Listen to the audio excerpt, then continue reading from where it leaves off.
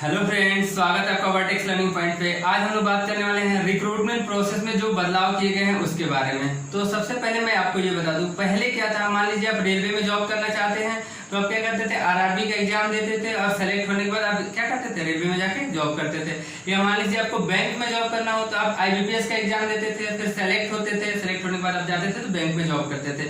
लेकिन अब क्या हुआ है कि ये रिक्रूटमेंट प्रोसेस में क्या हुआ है, थोड़ा सा बदलाव किया गया है। इसके बारे में हम लोग जानेंगे।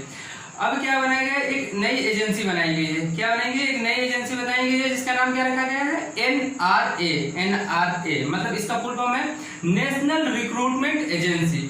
अब इस एजेंसी का क्या काम है मैं बता दूं। इस एजेंसी का काम है कि ये एक एग्जाम कंडक्ट कराएगी जिसका नाम है सीईटी यानी कॉमन एलिजिबिलिटी टेस्ट। और ये कॉमन एलिजिबिलिटी टेस्ट वो सारे बच्चे या वो सारे स्टूडेंट देंगे जो एसएससी की प्रिपरेशन कर रहे हैं, आरआरबी की प्रिपरेशन कर रहे हैं और आईबीपीएस की प्रिपरेशन कर रहे हैं। ये सारे बच्चे क्या करेंगे, इसका एग्जाम देंगे, ये सीईटी का एग्जाम देंगे। यूं आप ऐसे समझ सकते हैं कि ये सीईटी एक तरह से प्रीलिम्स एग्जाम है। यानी आप जैसे कि पहले क्या था, आप आरआरबी का एग्जाम देने जाते थे तो प्रीलिम्स देते थे, फिर एसएससी का भी देने जाते थे तो प्रीलिम्स एग्जाम देते थे।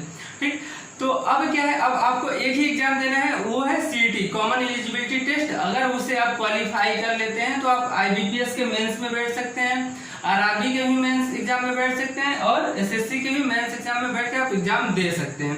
पहले क्या था कि आप आईबीपीएस के लिए अलग प्री दे रहे हो, आरआरबी के लिए अलग प्री एग्जाम दे रहे हो, एसएससी के लिए अलग प्री एग्जाम दे रहे हो। लेकिन अब क्या है, आप एक प्री एग्जाम देंगे, वो भी सीईटी कॉमन एलिजिबिलिटी टेस्ट, और उसके बाद आप एसएससी, आरआरबी और आईबीपीएस तीनों के मेंस एग्जाम में बैठ सकते हैं। तो ये है इसके बारे में, ये मतलब इसके फायदे हैं सीईटी के। अब मैं आपको ये बता दूं कि ये सीईटी इंप्लीमेंट कब से होने वाला है, यानी कब से लागू होने वाला है। तो ये जो सीईटी एग्जाम है, कॉमन एलिजिबिलिटी टेस्ट एग्जाम जो है, ये 2021 से क्या होगा, लागू होगा। और किन किन सेक्टर के लिए है ये, जो बच्चे या जो स्टूडेंट एसएससी की तैयारी कर रहे हैं या आईबीपीएस की तैयारी कर रहे हैं या आरआरबी की तैयारी कर रहे हैं, वो क्या करेंगे, सीईटी देंगे। और अदर किसी एग्जाम को अभी इंक्लूड नहीं किया गया है, आगे किया जा सकता है। ठीक, अब मैं बता दूं एग्जाम ये ध्यान रखिएगा, एक साल में 2 बार एग्जाम होंगे। क्या, एक साल में 2 बार एग्जाम होंगे सीईटी के। और एग्जाम का मोड कैसा होगा, ऑनलाइन एग्जाम होगा। कैसा होगा, ऑनलाइन एग्जाम होगा। और उसमें क्वेश्चन कैसे पूछे जाएंगे, तो उसमें क्वेश्चन जो होंगे एमसीक्यू टाइप के क्वेश्चन पूछेंगे, यानी ऑब्जेक्टिव टाइप। 4 ऑप्शन दे दिए गए, उसमें से कोई एक सही है, इस टाइप के क्वेश्चन पूछे जाएंगे। अब हम लोग बात कर लेते हैं स्कोर की। स्कोर की बात कर ले तो स्कोर, जैसे मान लीजिए आप पेपर दिए, जैसे सीईटी का पेपर हुआ 100 मार्क्स का है, उसमें आपने क्या किया कि 70 मार्क्स क्या किया, स्कोर किया आपने, 70 मार्क्स स्कोर किया।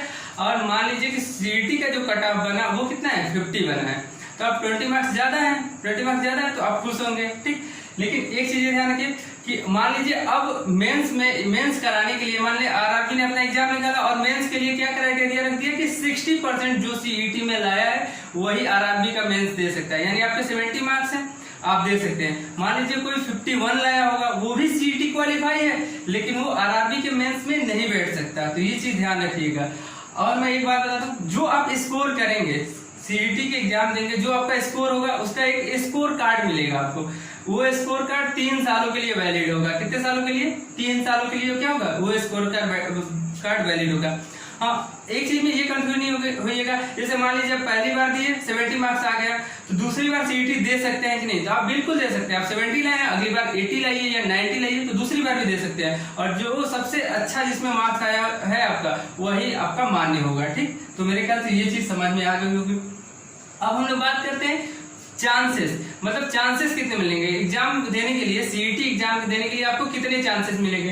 तो मैं बता दूं, आपकी जो मैक्सिमम एज लिमिट होगी, जो एनआरए के द्वारा निर्धारित की जाएगी, वो मतलब जैसे कि एनआरए जो एजेंसी है उसके द्वारा एक मैक्सिमम एज लिमिट निर्धारित करी जाएगी। उस एज लिमिट में आप चाहे तो जितनी बार जब तक आप एलिजिबल है तब तक आप दे सकते हैं। ठीक, एक मैक्सिमम एज लिमिट तक आप मैक्सिमम टाइम दे सकते हैं। ठीक, अब हम लोग बात करते हैं टाइप्स ऑफ सीईटी। तो देखिए 10th लेवल की भी सीईटी होगी, 12th लेवल की भी सीईटी होगी और ग्रेजुएशन लेवल की भी सीईटी एग्जाम होंगे। अब मैं इस चीज को समझा दे रहा हूँ, आपको ध्यान से समझिएगा। जैसे मान लीजिए कोई बच्चा 10th लेवल की सीईटी कौन देगा, जो मान लीजिए कि कोई एमटीएस की तैयारी कर रहा है, एसएससी एमटीएस की तैयारी कर रहा है या ग्रुप डी की तैयारी कर रहा है, तो वो क्या देगा, 10th लेवल का सीईटी देगा। मान लीजिए कोई 12th का बच्चा 12th लेवल की स्टैंडर्ड की प्रिपरेशन कर रहा है, जैसे आपने सुना होगा कि एसएससी सीएचएसएल हो गया, और भी इससे रिलेटेड जो 12th बेसिस पे अपनी वैकेंसी प्रोसेस को कंप्लीट करते हैं, वो क्या कराएंगे, 12th लेवल की सीईटी कराएंगे।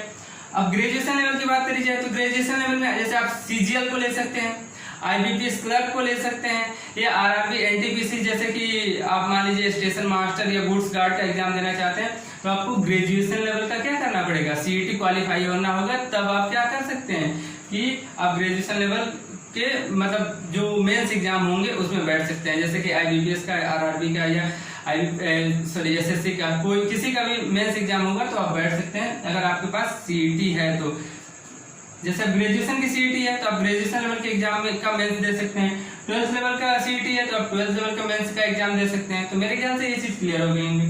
अब हम लोग बात कर लेते हैं सिलेबस के बारे में।